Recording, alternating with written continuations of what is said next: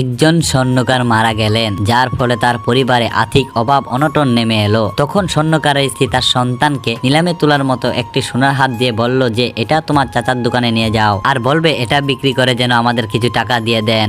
বাচ্চাটি চাচার দোকানে গেল এবং চাচাকে বলল মা এই সোনার হারটি দিয়েছে, এটা বিক্রি করে কিছু টাকা দেওয়ার জন্যও বলেছে। চাচা স্বর্ণকার কিছুক্ষণ নীরব রইলেন এবং হারটির দিকে তাকিয়ে থাকলেন। তারপর বললেন, ছেলে তোমার মাকে বলবে যে এখন বাজারের অবস্থা খুবই খারাপ, কিছুদিন পর এটা আমার কাছে বিক্রি করতে এসো, বাজার যখন ভালো হয়ে যাবে তখন এটির ভালো দামও পাওয়া যাবে। চাচা এটাও বুঝে গেল যে এদের টাকার খুব দরকার। তখন তিনি বাচ্চাটিকে কিছু টাকা দিয়ে বলল যে আগামীকাল থেকে আমার দোকানে কাজ করতে চলে এসো। বাচ্চাটি পরদিন থেকে কাজে চলে এলো এবং চাচার দোকানে সোনা রূপা কাজ শিখতে শুরু করলো। কিছুদিন পর যখন সে নিজের কাজে দক্ষ হয়ে গেল তখন দূর দূর থেকে লোক তার কাছে আসতো সোনা রূপা তৈরি করতে। একদিন চাচা ছেলেটিকে বলল এখন বাজার ভালো আছে, তাই তুমি তোমার মার কাছ থেকে ওই সোনার হারটি নিয়ে এসো। ছেলেটি বাড়ি গেল এবং মার কাছে সেই সোনার হারটি চাইলো। বলল চাচা বলেছে সোনার হারটি দেওয়ার জন্য।